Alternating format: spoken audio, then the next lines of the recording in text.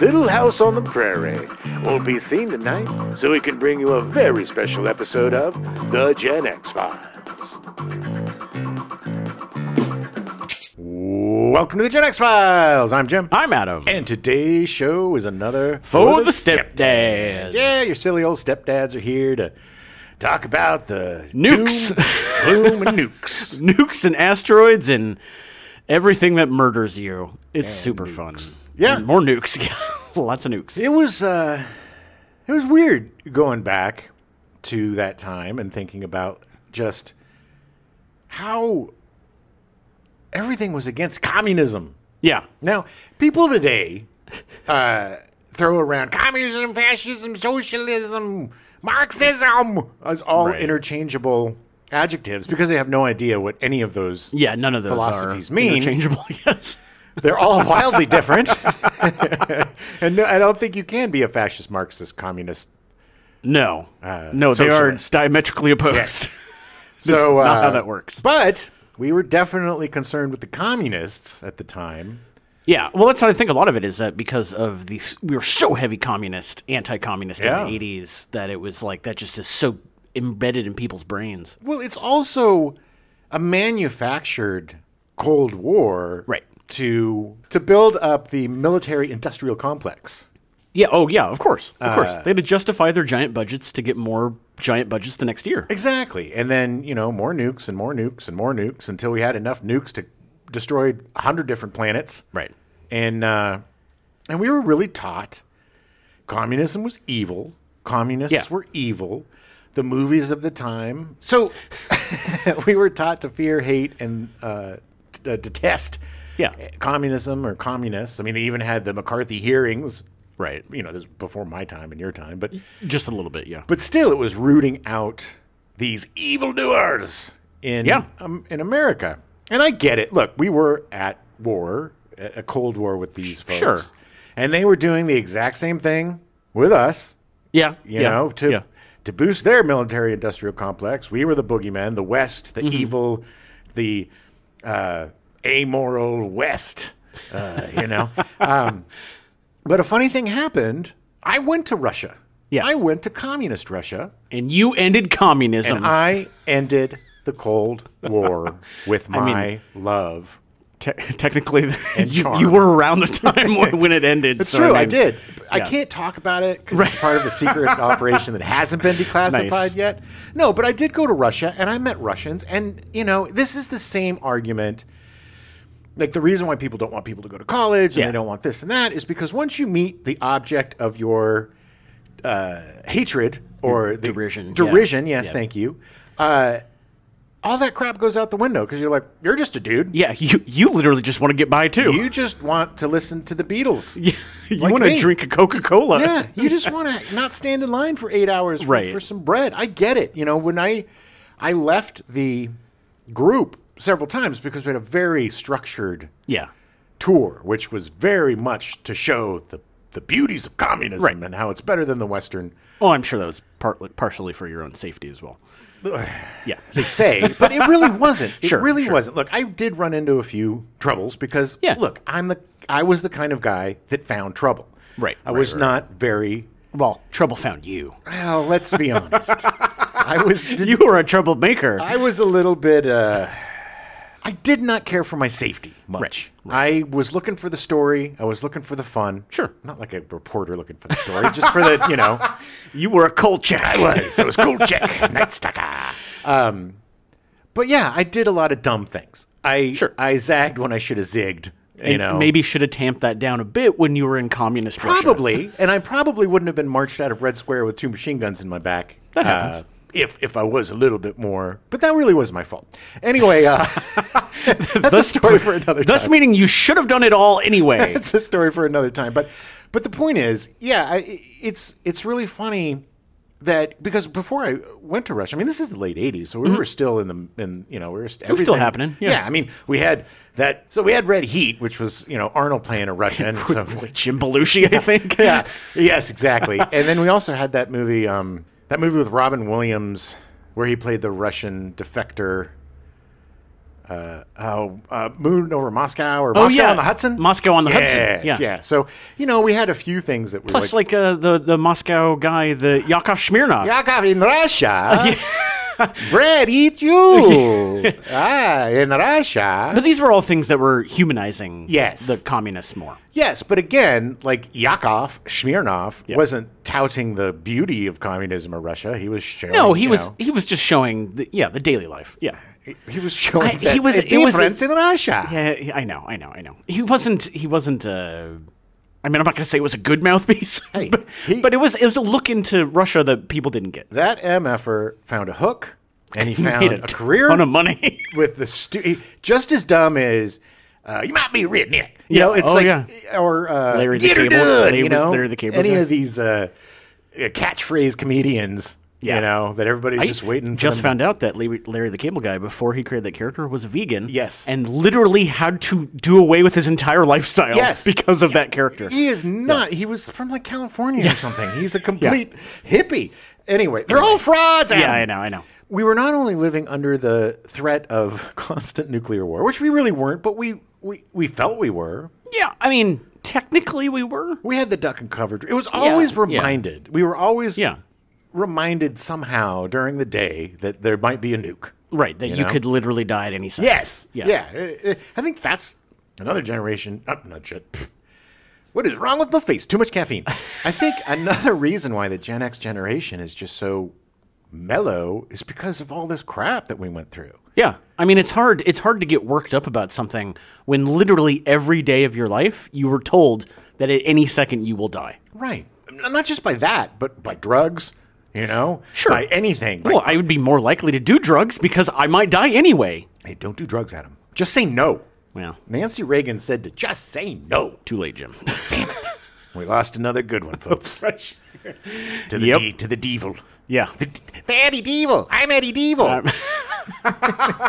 Actually, funny enough, he's my dealer. Nice. I'm Eddie Diesel. Here's your drugs. Shh, Eddie. Quiet. What? If he just came off of the coke, he would sound normal. Eddie, why do you always insist that we do the deals in the library? I don't know. Here's your drugs. Give me my money. Oh, Lord. God, I miss Eddie Deason. Yeah. Well, he's down on the corner somewhere, Santa Monica. Unfortunately, it's the best impression I do. And it's pointless. So, I don't know. Well, the funny thing is that he appears in like 1,000 movies, so you'll be able to use him a lot over the next coming years. Yes, thank you, Gen X, for Eddie Deason. Yeah. But you were like, did you feel that when you were younger? Yeah. I mean, not as much. I feel like, because I was born in 78, and so by the time I was in school, it was like mid-'80s. And it was very obvious that the Cold War was on the decline. Yeah. Like, as much as America was trying to keep it going because of the military-industrial complex and wanting to keep those budgets up, it was very obvious that Russia was falling apart. Yeah, we bankrupted them. Yeah. I mean, it was also part of their own. They were not terribly well run. From the very beginning, and extremely corrupt. And and also they just, unfortunately, or fortunately, I don't know, in a communist country, you don't generate the same revenue you do in a capitalist society. And it technically, we can get into the nitty gritty of it, but like it wasn't technically communism anyway. It was really more of a kind of loose oligarchy, like dictatorship, and that's why couched in communism. Yeah, yes, dressed up in communism, but like it. But that's why when like Stalin went away and these stronger leaders, like you could see as the years went by that these leaders got weaker and weaker, and so did the Soviet Union. They did, and then it fell to the oligarchs and the and rich. Then it was just a mess. Yeah, yeah. And what's going on now? Again, Russian people, great people. Yeah.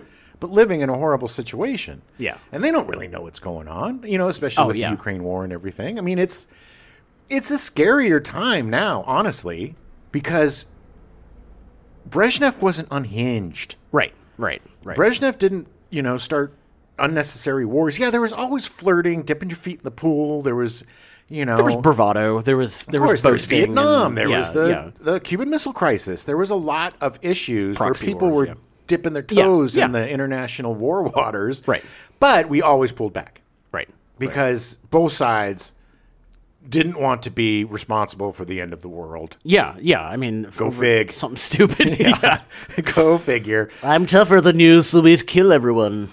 But now, as we've said before, we are closer to midnight than we've ever been. The doomsday clock. Yeah, that's the real irony, is that pretty much nothing has changed since the Soviet Union fell. It just got worse. We have a few less bombs, but it's just a few. But we also have a few bombs where we don't know where they are. That is also true. In fact, in Russia, there's a lot of bombs they don't know where they are. That's what I'm saying. Yeah, and there's a lot of organized crime in Russia. There's a lot of rebels. Yeah. There's a lot of factions. I mean, it's honestly kind of surprising that there hasn't been some kind of suitcase nuke or something. But not yet. I mean, or that we know about. Right. That's true. It could have happened. Also, Russia might sell their nukes. Yeah. And they do. And they have, yeah. To different countries. So it's ironic that, we were so afraid back then. It's almost quaint now to think about it. I know. And then now nobody gives an F. No. And, we have a Russian leader who allegedly is dying of cancer or is sick with cancer and is losing the war. And the truth is starting to seep into Russia. And he's losing the popular support. And desperate people do desperate things. And, that guy is a monster. Oh, he is. He's awful. There is nothing, there's nothing smart or good about that man. Yeah. Sorry, Mr. Trump. Sorry about your buddy. But there is a true, I don't want to say evil because I don't know if I believe in good or evil, but there is a completely destructive force leading the Soviet Union right now. He's going to get his way, or he's going to take his toys and destroy everything. Yeah, he's going to either win or take everybody down with him. Yeah. And that's a scary proposition. To quote Ant-Man and the Wasp, Quantumania, I don't have to win. We just both have to lose. Yes. Thank you. Which is the only time in history anyone will ever quote that movie. Waiting for that quote. It was such a great movie. But the fun part was going back and watching these movies. I'm not going to say that it was super fun watching The Day After. No. But it was fun. But it was good. And it was interesting. It was interesting to watch, Because I had not seen it since it first came out. There was never a rewatch for me. There was not one that was like... No, I mean, why would you? I mean, it's indelible images are burned into your brain. But it is just as effective today. Yeah. And I think people should watch it today. Because, I agree. You won't be as cavalier when you're thinking about nukes. I mean, the way that people are talking about it, even in this country, some of the politicians are like, well, if we got them, we should use them. I think Trump even said that. If we got them, we should use them. Well, he wanted to use them on hurricanes, but that was... Crossfire hurricane. That's the one he wanted to use it on. But going back, it was interesting to watch that again, and fun to see the people that I didn't know at the time are going to be big stars like the Goot. Yeah. And, yeah. And poor the Goot, man. God, by the end of that movie, he was a mess. He was. Teeth falling, hair falling out. It was really good makeup, though. They did a really good job. Yeah. They all looked really gross, but not as gross as they'd look in real life. That is true. That is true. But that was fun to relive that as an adult, right? Rather than seeing it as a child, where it really freaked me out, as it should. Yeah. It was interesting to have a different perspective, like, of that same feeling, like feeling those things and then being like, well, I'm an adult and I know better now, but although technically nothing's changed, like, theoretically. I think seeing it as a kid, I saw the destruction and I saw the death and I saw the badness and it freaked me out. Yeah. But as an adult, I saw the discussion. I saw the politics. I saw the underbelly. I saw what they were trying to say. It was a lot more nuanced than I thought it was. Yeah, for sure. That's the same. That kind of folds into Meteor too, because probably the most strongest example of the U.S. and the Soviet Union trying to work together to solve a problem. Yeah. But that was the same thing. It was like going back to that, like, oh yeah, this is how it felt growing up, knowing that at any time we could just be, the other country could just be like, okay, we're done. Yeah. And then, well, even in that movie, they're like, I don't know what you're talking about. Yeah. You don't have no missiles. Yeah. You got missiles. You don't have missiles. You have missiles. Well, we don't have missiles, but you have missiles. Yeah. Okay, we both have missiles. Let's use our missiles. All right, Brian Keith. But yeah, it was interesting. It was interesting to go back and see how much of those movies were definitely couched in that Cold War aesthetic. Yeah, and then like Soylent Green, that was really fun to see because I haven't seen that in many years, probably since I was a kid or at least in college or something. Mm-hmm. And seeing that as a kid, it was all the the people, food, and all the stuff that stuck with me, and the ascot. Of course, that's everybody. Literally, I've talked to a bunch of people about the movies this month, and the day after, no one has seen. I think most of them were too young, to be honest. But I was like, you should watch it. Soylent Green is always, it was people, and I was like, okay, it's better than that. But Meteor, when I brought up Meteor, everyone was like, Sean Connery trying to save the world from an asteroid? That sounds awesome. Yeah, sounds awesome. That's what I told him. But the number one response to Soylent Green was, it's people. And I'm like, okay, it's more than that. It is. It's like it doesn't matter. No, it is just another byproduct or a part of this horrible dystopian future that they live in 2022. And that's the thing that I think the twist. This is a movie where the twist really hurt the movie. Yeah. Because it did disservice to a really cool neo-noir, ecological thriller, really tight, fun sci-fi. This is more like Rollerball than it is. Because Rollerball, we're doing next month. Yeah. Rollerball, again, has a lot of those societal undertones. It's a perfect double feature, I think, would be Rollerball and Soylent Green. I think it would be a really good double feature for you guys. Because it kind of has that same feel in terms of like corporations and and just people being used, the poor being used, and conspiracies and all that. Right. But I think that would be a good double feature. But yeah, I think definitely out of all of the movies that we did this month, watch Soylent Green. Yeah. Because it is the most underrated of the bunch, and it's the most misunderstood of the bunch. Mm-hmm. And it's, in my opinion, I'm going to say the best of the bunch. I love War Games. Honestly, rewatching them all again, I would have to agree. I think War Games is a brilliant, amazing movie. It's a great movie, yeah. I love it. But I think Soylent Green, on this rewatch, it's a better movie. Yeah. And out of all these movies, I think you should watch that the most. And maybe save it up for next month and watch it with Rollerball and have a good double feature. It would definitely fit well into our next month, our 70s stoner sci-fi month for sure. Well, it's June Doom. There's a lot of doom. Yeah, I mean, of all of them, really, honestly, Soylent Green is definitely the one where most likely everyone in the movie will die. Yeah. I mean, the world is going to end. And it also, unfortunately, seems like the most plausible. I know. It's scary. Like, it could get there. I mean, we're on our way there, with the homeless population growing and running out of resources and the global warming and the heat waves. And, it's a slow motion Soylent Green is what we're witnessing right now. Scary. And all the algae, the red algae killing everything in the oceans. I mean, there's a lot of crap going on that's very similar. We should have listened to them. I know.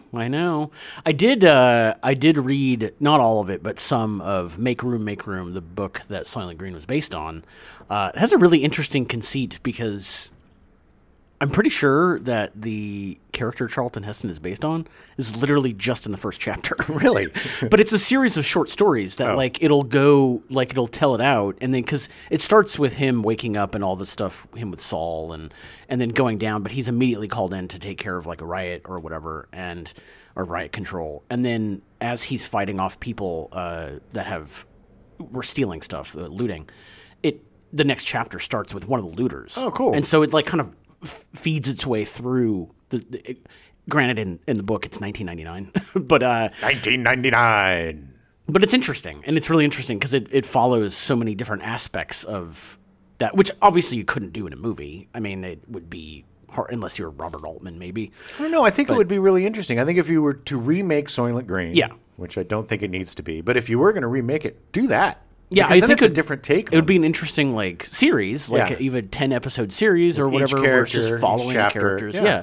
And they can, cross paths, or I think there was some series, and I don't remember what it is, but it was like the last scene of the episode was the first scene of the next episode, and it was trading characters. Right. Do you remember what that was? No. But that you know what I'm sounds talking about? Yeah, that sounds really familiar, but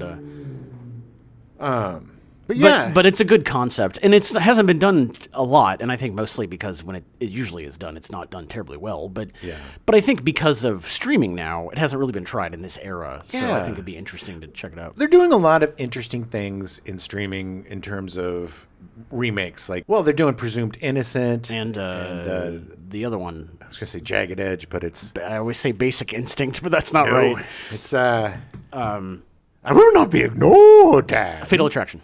And I haven't watched it yet. Yeah. But I'm interested in watching the Fatal Attraction series because it seems interesting. I like the two leads. Oh, yeah. Lizzie Kaplan and Pacey from Dawson's Creek, which is... Joshua Jackson. There we go, Joshua Jackson. Look, Joshua Jackson, I love him. He's a good actor, yeah. I think he's a really underrated, great actor. Yeah. He was the best part of I was a fan. I watched Dawson's Creek. Yeah. Oh, I loved all those shows. Dawson, Buffy, Angel. Well, those are the only three. I didn't get into I was on Party of Five a few times, and I never saw the show once. The new Fatal Attraction looks amazing. Yeah. I haven't watched it yet. I think it's on Paramount Plus. Yes. There's also Presumed Innocent is either starting or I think it premieres soon. My friend Natalie actually worked in the casting department, which was really rad. She was on for the whole season, which I was surprised. Why wasn't I in it? I literally didn't know she was. I didn't know she was in casting on this show until she got her parting gift. Adam, you were a really bad agent. Yeah. Well, remember how you said you have to know people? I don't know anybody, Jim. You know her. And there's True Lies. The True Lies show, and the weird spiritual successor Fubar, which is not really a remake, but is literally the Arnold Schwarzenegger show. It's essentially his character, his Harry Tasker from True Lies. Really? The movie True Lies. It's essentially Oh. I mean, it's like a spiritual successor. I mean, he's a different name and stuff, but he's older and retired, and his daughter, he finds out, is right. I watched the first ep. Yeah. So but it's essentially like That's the way Arnie pitched it, at least. You're an agent too? I'm an agent. I cannot work with her. She's my daughter. Although I think the True Lies remake has already been canceled. I think it only it one did. season. And it didn't look great. I like the actor. I forget his name. He was in, what was that William H. Macy show on Showtime? Shameless. He was on Shameless as the neighbor. Really good actor, but... Yeah. It just didn't click for me, and they didn't do any promotion for it at all because I watch a lot of YouTube and I watch a lot of commercials, and never once did True Lies ever come up. No. Oh God! Speaking of YouTube, I have a new trick because you know how much I don't. You love Dialpad? It's gotten worse. You've been Adam. using it since worse. last time. It's invaded my brain. I'll never use Dialpad, by the way. I know because of their commercials and that poor actor. I hate her so much. Not her, but what she's representing. Yeah. It's just the worst. But I have a new trick. I back out. As soon as it's like, Dialpad. Oh, no, boom. I hear it because it goes down. Back it out, start it again, and usually you just get a 5-seconder. So oh, really? It won't be Dialpad. It won't again. be you have to watch the 15-second commercial? Right. Usually if you back up, it'll give you a 5-second Interesting. popper. I didn't know that. Yeah, which is great because whomever created that ad campaign is of the devil. They should be burned and thrown in the ocean. Well, they should be blacklisted from that. Isn't that what that means? Sure. You burn them and throw them in the ocean? Well, black toasted, is that what that is? But yeah, so I only have to see that first Dialpad, and then I can escape it now. I don't have to. It's the closest I've ever come to paying for YouTube because I just didn't want to watch that's precisely why they keep showing it, because they want you to pay for YouTube. I don't even think there's a company. YouTube Premium. It's literally YouTube that has made an annoying commercial to be like, don't you think you should get YouTube Premium? It was fun watching War Games. It was fun watching Meteor. Meteor, I think I had seen once. And I had no idea really what to expect. And funny that's the one that people seem to be the most interested in this month. I think it's because they don't understand. They've never heard of it. It's like, what, Sean Connery in like a disaster movie? Yeah. And immediately people are interested. Well, that's the 70s. Everybody was in everything. Yeah, Because yeah. nobody was getting paid. You know, everybody, you know, they were trying to change careers or change, you know, get out of the, Right. like, you know, Sean Connery was desperate to not be James Bond. Yeah. You know, hence Zardoz coming up next month, which is just glorious. But a fun month overall, and all of the movies are worth watching, even the day after, especially if you haven't seen it, because it's a very interesting time capsule of the fears and what people were going through. in the 80s. If you ever want to know what it was like going through the Cold War, The Day After is the movie to watch. Yeah, and it scared the S out of all of us watching it. I mean, it really brought it all home, at least for me, in terms of the consequences of what would happen. Yeah, So, yeah. neat. It was it was well, that's the other thing too, is that I think The Day After was really good at was that we were taught, like I said a million times at the beginning of the show, that you could die at any time. But the fact is that if there was a nuclear war, you probably wouldn't. Yeah. And it was the time after that was going to be the worst. Yes. Survival, that's not the goal No, for a nuclear war. You don't want to survive the initial blast. You want to be Professor Falcon, who lives as close to a ground zero point as possible so that you go immediately. Yeah, because it ain't going to be Fallout. No. And it's not going to be some cool post-apocalyptic Mad Max game. Nope. It's going to be your flesh rotting off your, Your body. skin slowly sloughing off your body. Your teeth falling out, your hair falling out, bleeding from your eyes, bleeding from all your orifices, your organs basically just disintegrating inside of your body, dissolving inside of your body. Literally ending with you laying somewhere, wishing you were dead, but not. In a pile of your own goo. Yeah. It's People. Radiation's bad. Yes. So, yeah. So take that. Yeah, so anyway, I don't know what exactly the point I was trying to make, but it was The Day After did a very good depiction of that, and I think that's what a lot of people realized. I think that's why Reagan was like, oh. Well, that seems a little excessive. Yeah, well, that's what they do. Let's talk about getting rid of the nukes. Yeah. Yeah. I like jelly beans. So it was nice to see War Games again. I haven't watched that in a long time. Like seeing a very young Matthew Broderick and just how nerdy he was, and he's still playing the game. It's a great movie. It's one of those movies too that starts and doesn't stop, and it's just a fun, rollicking adventure with a great cast. Great writing, and again, an amazing time capsule for the 80s. Yeah, Beginning of computers. Right. The modem. Yeah. The Whopper. How far we've come in like 40 years is insane. Well, like I said during the show, just the fact that he was watching TV on his computer broke my mind. Right. I'm like, you can watch TV on the computer? I mean, the thought of doing other things on your computer just wasn't, it wasn't possible back then. Yeah. Do you know when YouTube started? Like 2000. 2004. 2004. Like, I feel like it's been around for so long that I was like, I just can't. That was like 20 years after War Games. It's crazy. Yes. And I remember when it came out, nobody gave a S about it. Yeah. Speaking of computers, what video games have you been playing lately? Nice. That was an excellent transition, Adam. I am Captain Segway. I'm just Daddy Replay these days. Hey, how you doing, Daddy Replay? Nope. I'm going to strike that from my memory. Daddy Replay. That sounds gross. Really? What's Daddy replaying? Oh, you'll find out. Yeah, okay. Yes, I'm Daddy Replay. I'm trying to finish The Witcher. I'm getting very close. The Witcher 3. Oh, yeah. Which I'm replaying. I got sucked in. Like, I had never finished Miles Morales, the Spider-Man game.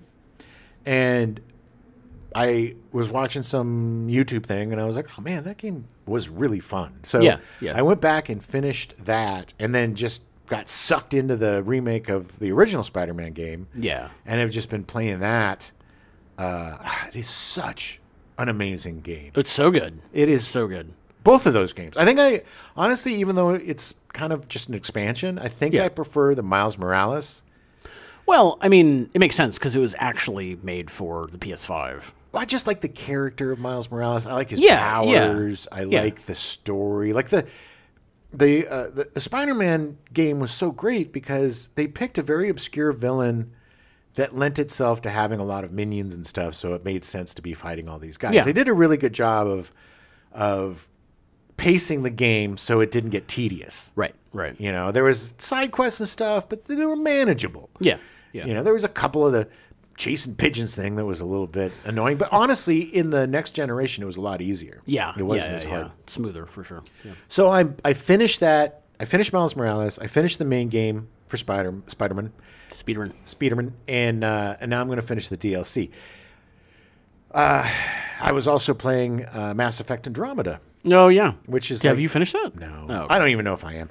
It's like, it's fun, but it's like Prozac. It's just, it's very bland.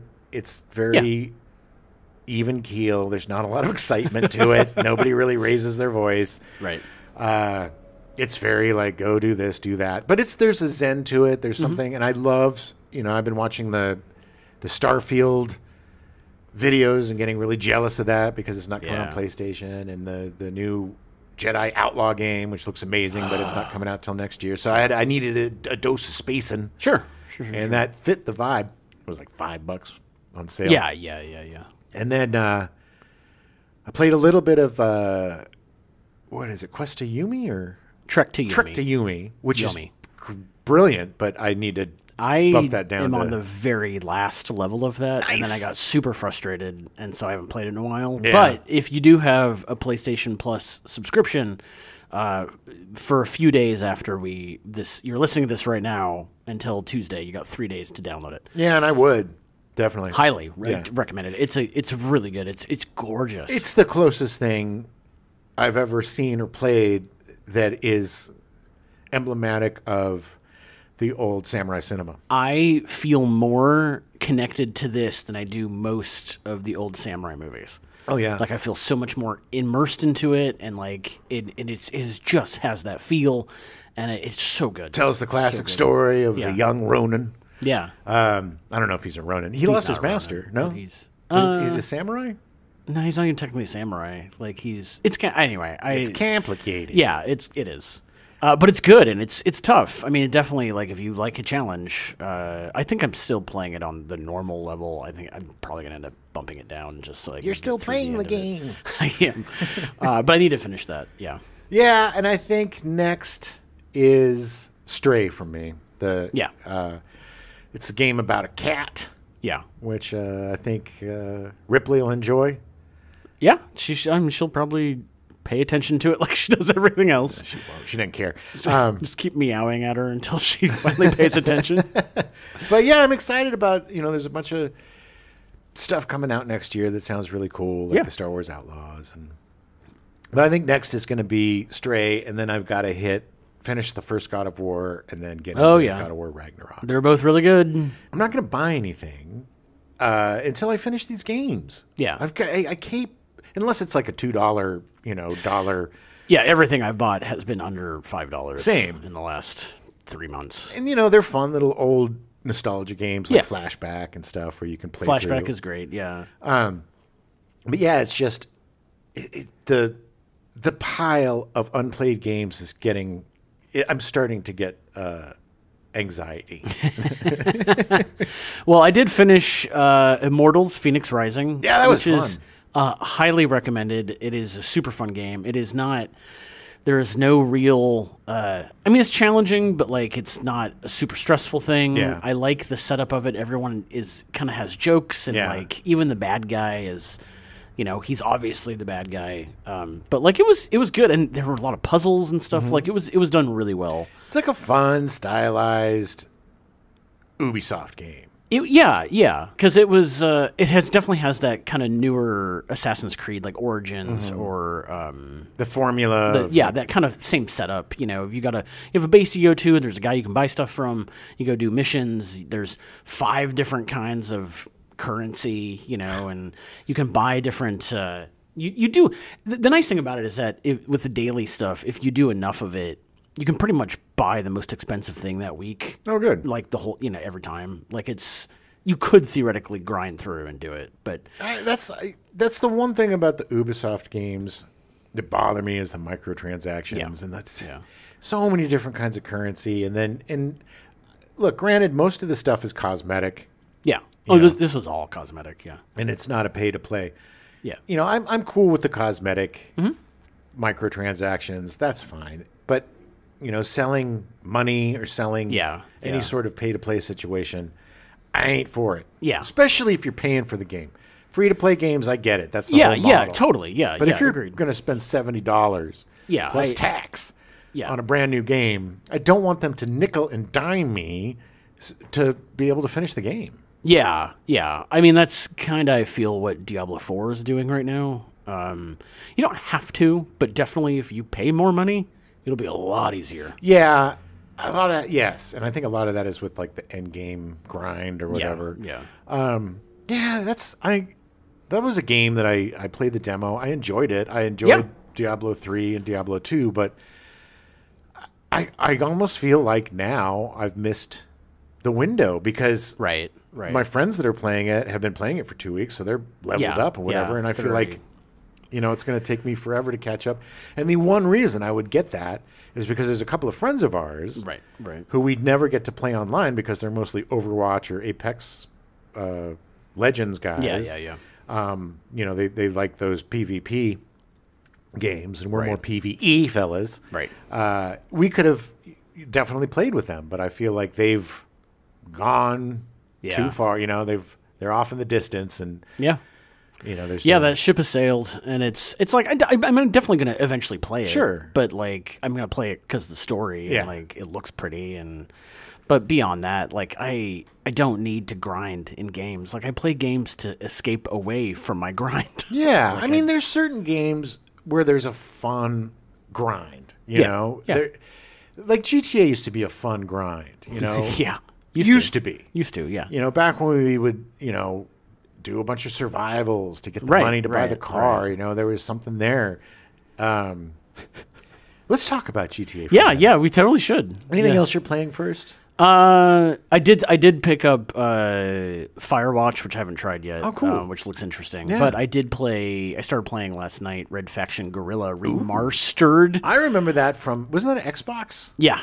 It was all Xbox stuff. I love the Red Faction games. I think until either Guerrilla or the one after, and then it was on PS3, I think. They did a lot of destruction of. That's the big thing, is that they had a new engine that allowed you to do this massive destruction, and literally, Red Faction Guerrilla, your whole thing is just to go sabotage stuff. Nice, that sounds fun. It is. It's interesting. I'm not a huge fan. I need to tweak the controls because I think it's a little too loose. Like you have a tendency to suddenly you're just looking everywhere, and it's like, okay, I want there to be a little more weight to stuff. So I need to go through. I don't even know if it's possible to tweak that. So we'll see.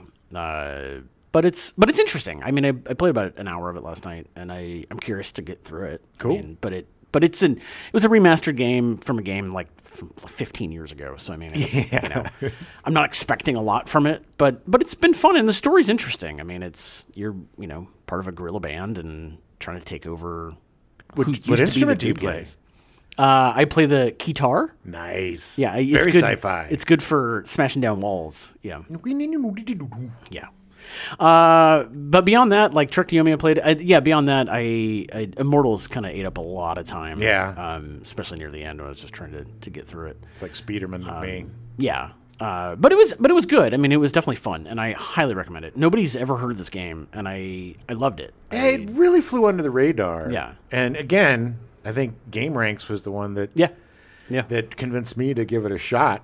It was also on sale for like $10. Yeah, it wasn't very expensive, but it just has a nice aesthetic, and it didn't take itself too seriously. Let's talk about GTA. Yeah. And Grand Theft Auto 5 and GTA Online, and the fact that they have done a new update. Yes, the summer update.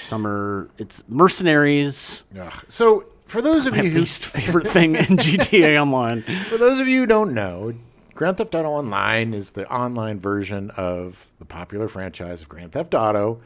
It started on PS3, went to PS4, and now on PS5. It's been going for, 11 years now? Yeah, I think we're coming up on Something 11 like years, that. And we played through every iteration. And look, honestly, it's probably the most bang, even though I've bought it 3 times. Yeah. Not full price the other times. No. It's probably the most bang for the buck that I've ever had in a game. Yeah. The most, Yeah. entertainment value I've definitely played it a lot. But the reason why GTA Online was so great is because they would have these really fun updates twice a year, and they would encompass some sort of property, like an agency or a auto dealership, or a mod shop, or a nightclub or an arcade. All sorts of really cool stuff that you could trick out. Inside, like the arcade, you could buy all sorts of working arcade games. It was great. And there was usually a heist or some sort of thing attached to it where you could make all the money back that you paid for the stuff. Yeah, because the properties would be expensive, but the idea was you do the heists and then make your money back. Payoff would be good. Yeah. You'd make $1 million, so you'd make your money back. And there was a lot of replayable value to those because replaying the heist, you still, I would say that the casino heist and Cayo Perico are the 2 best.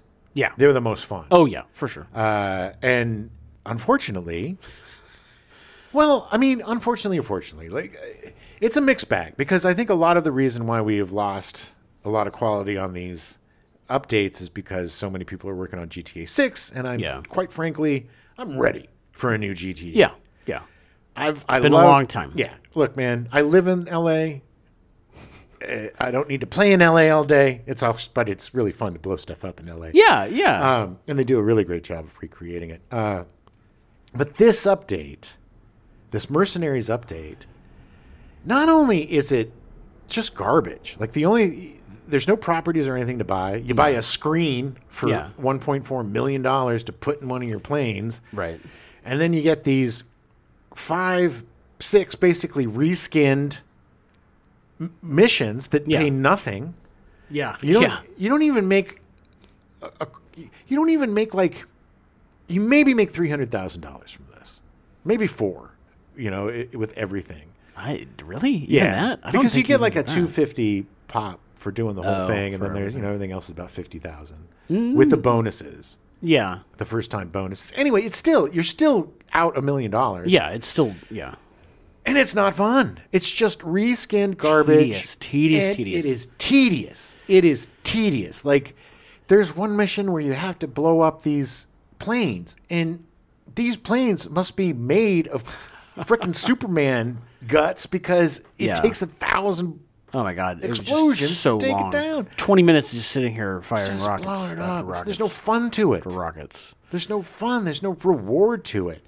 Like the new, there's a couple of cool new cars, but nothing that I care about. There's a cool new plane. Helicopter's okay. Plane's It's not okay. out yet. Oh, the helicopter's not even out. No, and then here's another thing that they do now. Yeah. They'll release like 4 or 5 vehicles on the date of the expansion, and then they'll drip feed these cars or planes for the next 3 months. Yeah. Yeah. It's like once every 2 or 3 weeks they'll put out some crap car or some the new kaiju plane looks cool. Yeah. And it's Raiju. Kaiju. Nice. But it's and it's actually reasonably priced for Rockstar. It's less than the other jets, but still, it's just like the only car that's really fun to buy. Once you soup it all up with all the bells and whistles, that's like $5 million for a freaking muscle car. Yeah, that's crazy.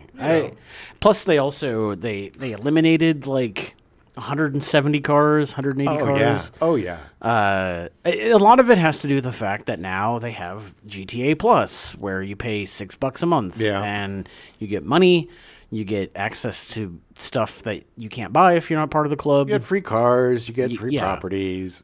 And it's just all the shark cards. They used to sell the shark cards. Yeah. I mean, GTA Online was the king of microtransaction. Oh, yeah, that's right. It's $1 billion a year industry still. And you'd buy shark cards to get money in the game. Although, granted, I mean, I've never bought a shark card. Jim's never bought a shark card. You can obviously make money in the game without having to do that. Yeah, you just have to be willing to put the time in. Right, and we've made hundreds of millions of dollars in that game over the years. Yeah. But by playing it, Yeah.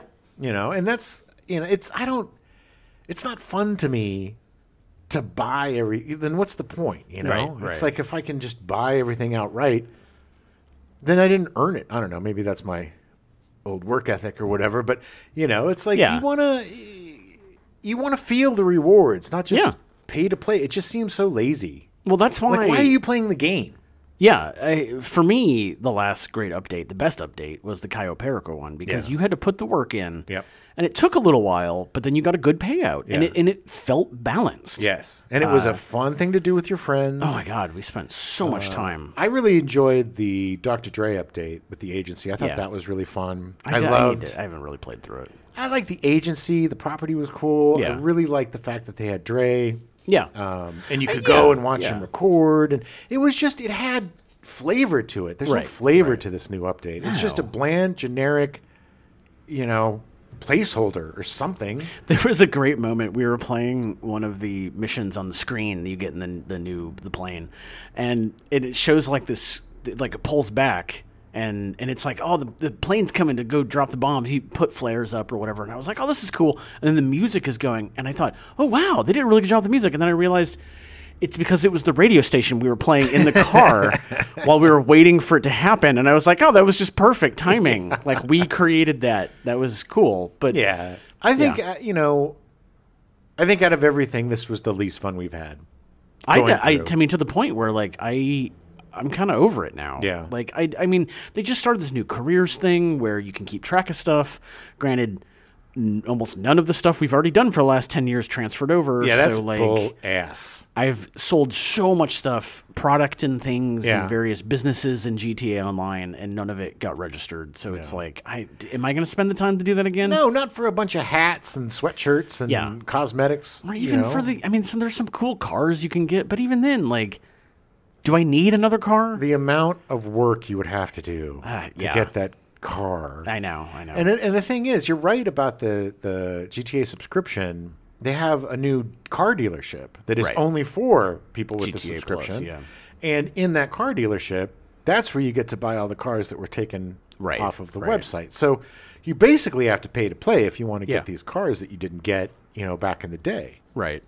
Yeah, it seems much more like they've shifted the way they're going to make money. They've started losing profits because shark cards aren't selling as much. They're not even losing. It's still the most profitable frickin' thing. I know, but they're not making as much money as they used to. But they've shifted their focus to new players that have never played anything on it before. Yeah. You can put all this money in, essentially catch up to all the other players that have been playing for years. Yeah.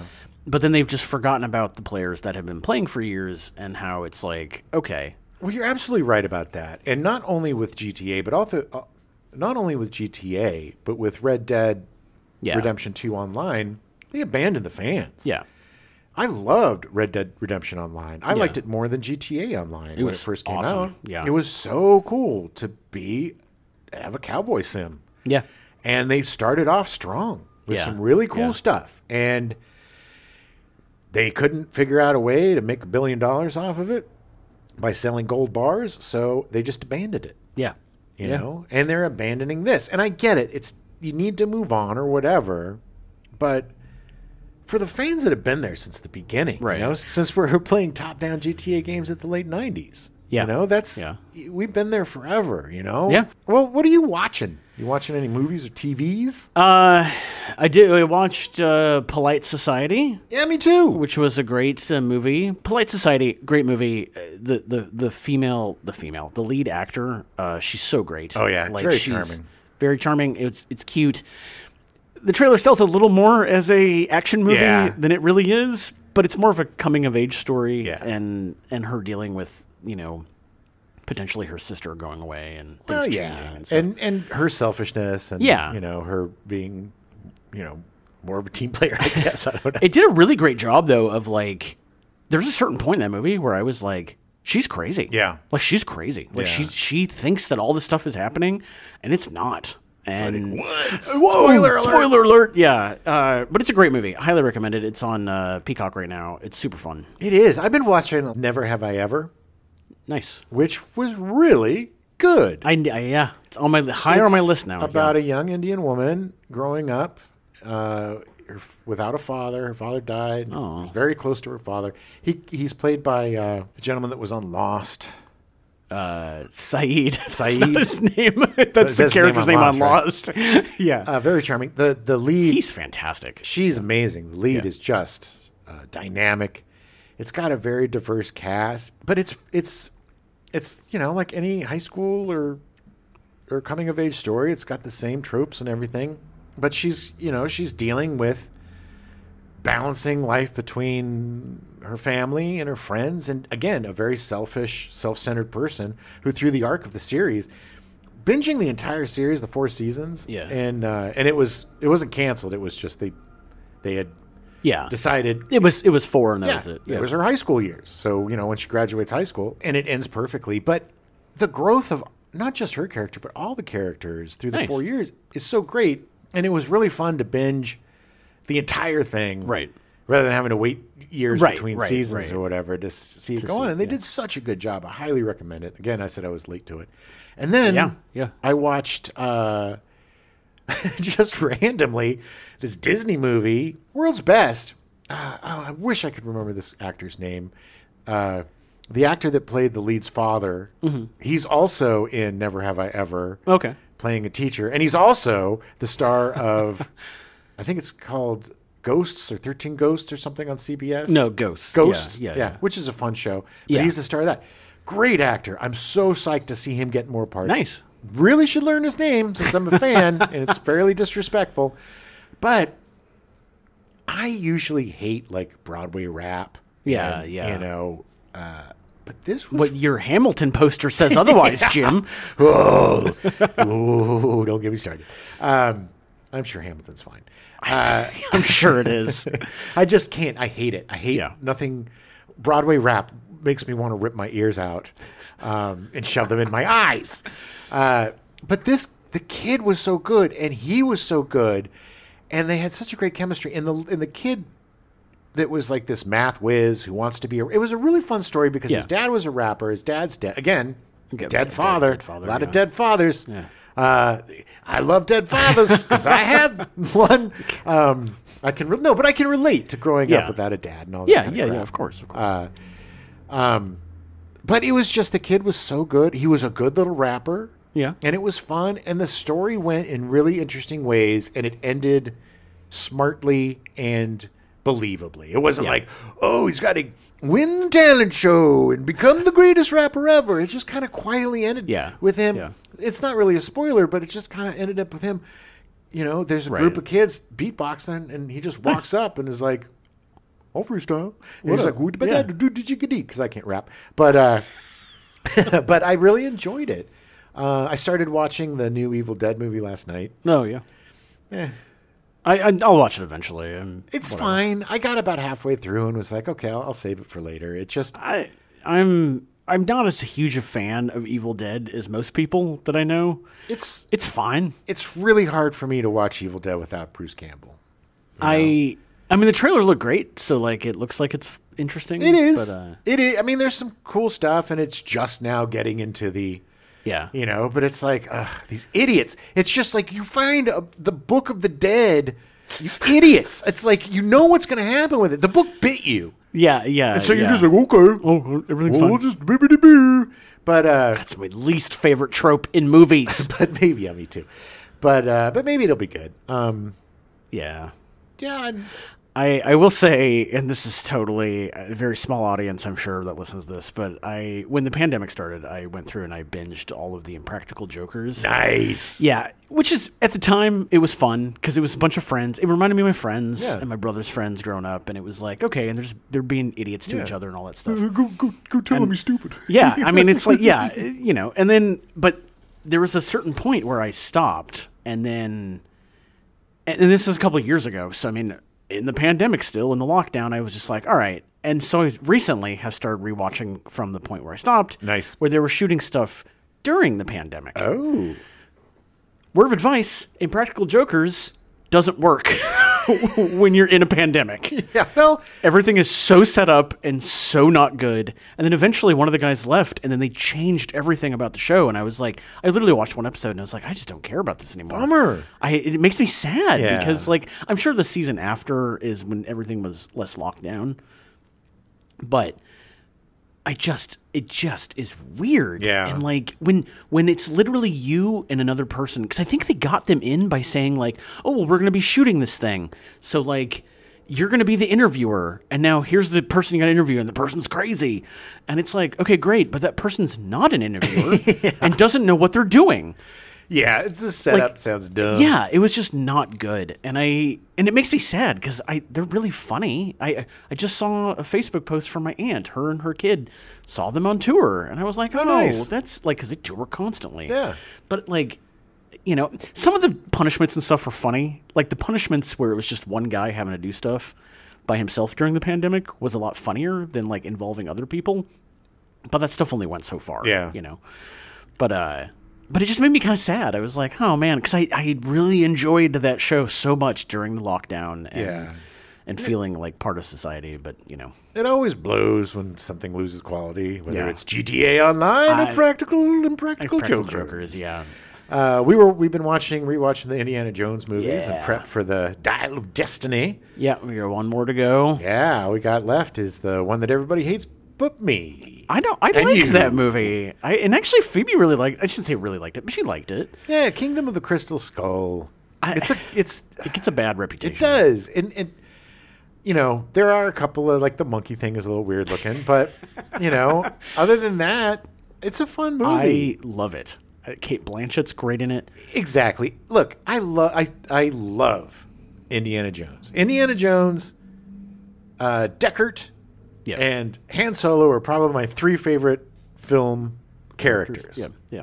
I wonder why Harrison Ford. As much Indiana Jones with Harrison Ford, I'll take it. I'm excited for the Dial of Destiny. I think it's cool. I like the fact that he's bringing aging into it. Yeah. And not in a way to like make fun of old people, but to be like, I've been doing this for 60 years, guys. Right. I'm getting a little old for this.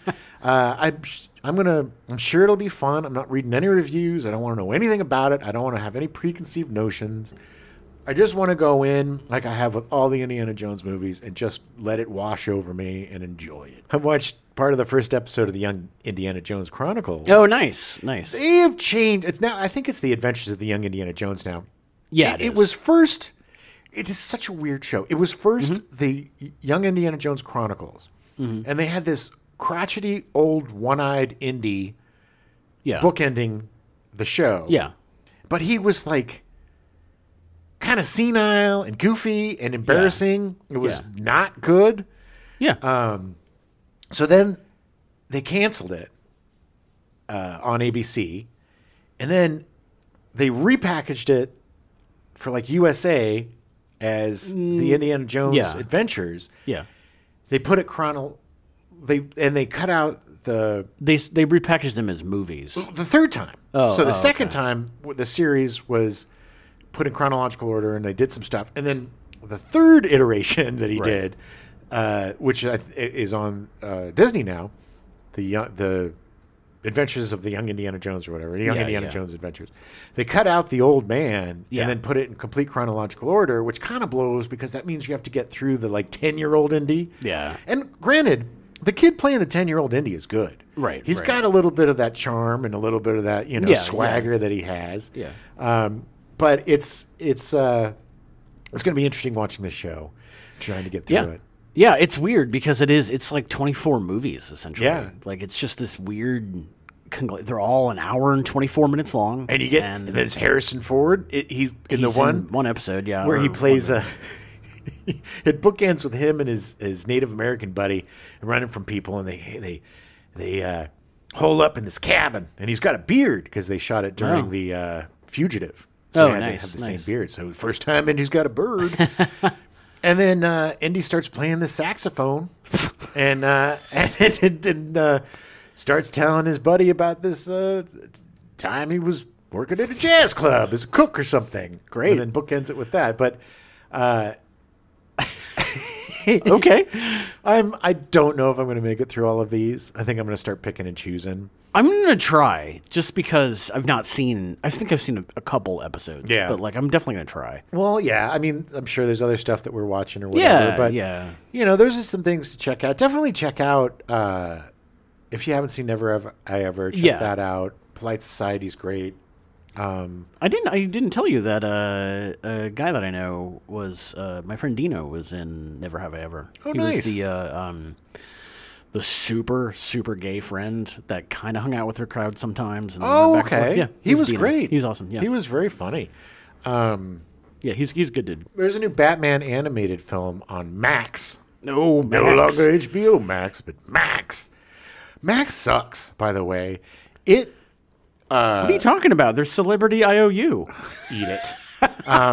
Eat it, Max. No, but the quality has gone down, man. It's Yeah. like it keeps stuttering and it'll go down. Oh, in I quality. see. So it's just the actual. The actual streaming quality doesn't seem as good as it was when it was HBO Max. I could just be, being nitpicky. But anyway, this new Batman movie, Yeah. it's a mashup of Batman and Lovecraft. The Doom that came to Gotham. The Doom that came to Gotham. It is really cool. Like it takes place at the turn of the century, the turn of not this century, but last century, like 1800s to 20th 1900s. century, yeah. But the representations of Cobblepot and the way that they kind of Lovecraft Two-Face's origin. Oh, nice. And the end. I mean, it's all. I love. There was a Gotham by Gaslight. There's been all of these weird reimaginings of Batman. Yeah. And they are so fun and interesting because they're don't have the constraints of the whole DC universe or whatever. Right. It's just these forays into what ifs. And I should have seen this, but for some reason, Batman and Lovecraft go together really well. Yeah. Really well. And they did a really fun job of making it. It's a little overwrought sometimes, but I think that's part of Right. the Lovecraftian genre. That's one to definitely check out.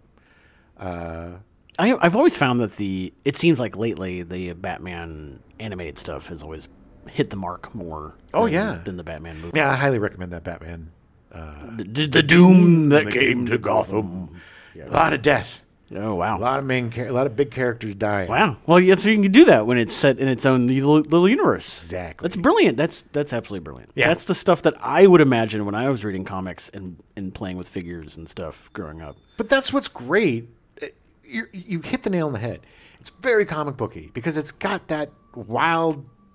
I always like the departures. I would enjoy reading the comics that issue 5, 6, 7, 8. The ongoing story of Spider-Man fighting whoever. But I always preferred those. What ifs or those one-offs that were its own contained story. Yeah. That wasn't necessarily part of the whole canon. Right. Yeah, agreed. I'll definitely check it out. I'll definitely check it out. I need to expand myself a bit when it comes to the DC universe. So yeah, well, there's a lot of it out there, and Max is as bloated as it is with a ton of unnecessary reality garbage. More reality garbage. So much garbage. Super excited about next month. Yes, 70s stoner sci-fi. 70s stoner sci-fi, my absolute favorite genre. I am so excited to go back through Zardoz. Zardoz. And Logan's Run. Yeah, I'm too old. And Rollerball. I'm gonna get you with my rollerballs. It's funny is that I've never seen Rollerball. What? I've never seen it. I didn't even see the bad remake. The bad remakes. The only good thing about that is LL Cool J. Oh, yeah. Because ladies love Cool James. Not his name, Chris. Kevin Kline. Chris Klein. Kevin Kline would have been much better. It's going to be a great month next month. Super excited. Yeah. So watch yourself some Batman. Watch yourself some War Games. Get some Never Have I Ever. Check out Soylent Green. Check out Soylent Green, Polite Society. You got your homework. Yeah. Watch your stuff, and we'll see you next week. Well, you'll hear us next week. Just build up the to build up. I'm Eddie Deason. I'm Eddie Deason. So she went through a bout of cancer, I believe. Oh, nice. And then the show. What? Great. Yeah, that's awesome. All right, well, we got our bloop. Is he going to say that again? So, Jesus Christ. So she. Wow. Pro cancer. My brain just went totally wrong. I'm sorry. Okay. So she. Okay. Oh, God. I don't want them nickel and diming me and get the shotgun I need. I don't want them nickel and diming in me. I don't.